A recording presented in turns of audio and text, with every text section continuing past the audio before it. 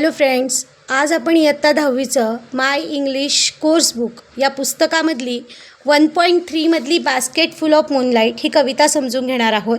या कवितेचा अर्थ समजून घेणार आहोत. चला तर मग सुरुवात करूया. कवितेचं नाव आहे बास्केट फुल ऑफ मूनलाईट. थोडक्यात या कवितेचा एक सारांश सांगते.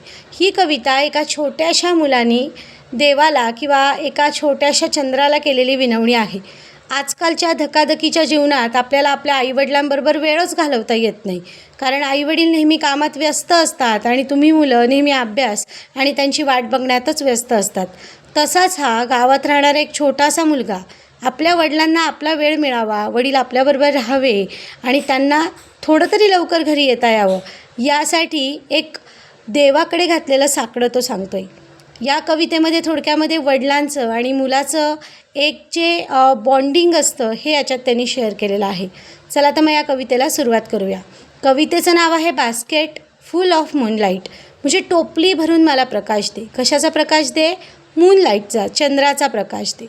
ओ मून, गिव मी अ मूनलाईट, बास्केटफुल और 2 बास्केटफुल विथ सीड ऑफ मूनलाईट.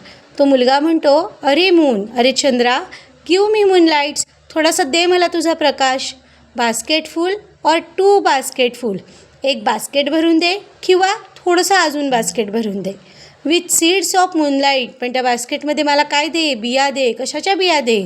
तुझ्या प्रकाशाच्या बिया मला दे. हा आहे पहिला ध्रुवपद. Second, for the city to my village on the side of the path, माझ्या गावापासून हे जे शहर आहे हे बरंचसं लांब आहे आणि तिथून येणारा जो रस्ता आहे, आय वेंट टू सॉ मेनी, मी त्या रस्त्यावरती काय करणार आहे? सॉ करणार आहे, रोवणार आहे. जसं बी पेरणार आहे, त्या चंद्राच्या प्रकाशाचं बी पेरणार आहे. Small small moon of light, छोटा छोटा प्रकाश पडेल चंद्राच्या प्रकाशासारखा. The whole village goes to a city daily to work, आमच्या गावातले सगळे लोक जातात शहरात कामासाठी नेहमी. It becomes dark on its way back, it becomes dark, dark म्हणजे अंधार, रात्र होते. कधी होते? वे बॅक, जेव्हा ते घरी येतात तेव्हा रात्र होऊन गेलेली असते. As my village is quite फार, काय करावं, माझं जे गाव आहे हे बरंचसं लांब आहे. The route is thought and full of snake and scorpio, बरं रस्ता पण तो चांगला नाही, त्या रस्त्याच्या मधोमध अंधाऱ्या रात्रीत बरेचसे साप असतात, बरेचसे विंचू तिथे भेटायला येतात. Neither bus or nor a cart of pills, आणि येण्यासाठी घरी पोहोचण्यासाठी कुठलं साधन पण नाही आहे, बस पण नाही आहे आणि रस्त्याने येण्यासाठी एक महत्त्वाचा असा मुख्य रस्ता पण नाही आहे कुठला.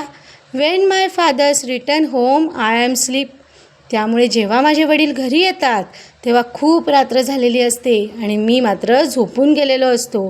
And he goes back early in the morning while I am sleeping, आणि काय, सकाळी ते खूप लवकर निघून जातात तेव्हा पण मी झोपलेलाच असतो. O moon, give me a basket full of moonlight, म्हणून चंद्रा मला तुझ्याकडनं थोड्याशा मूनलाईट दे, थोडासा प्रकाश दे, बास्केट फुल, एक टोपलं भरून. ऑन लोन, लोनवर दे बरं का, कर्जावर दे, काही उधार वगैरे मला ते नको. I want to light so dark route, मी काय करणार आहे, अंधाऱ्या रस्त्यात तो लाईट लावून येणार आहे. So that my father return early, म्हणजे उजेडात माझे वडील लवकर घरी येतील.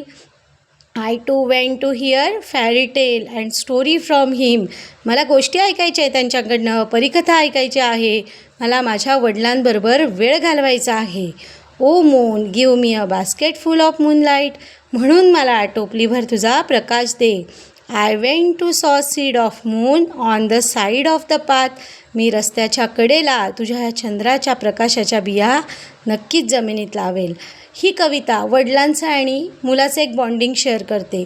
थोडक्यात फादर अँड चिल्ड्रन बॉन्डिंग, किंवा आपण एक म्हणू एक मेसेज जो मूनकडे मुलांनी पाठवलेला आहे तो.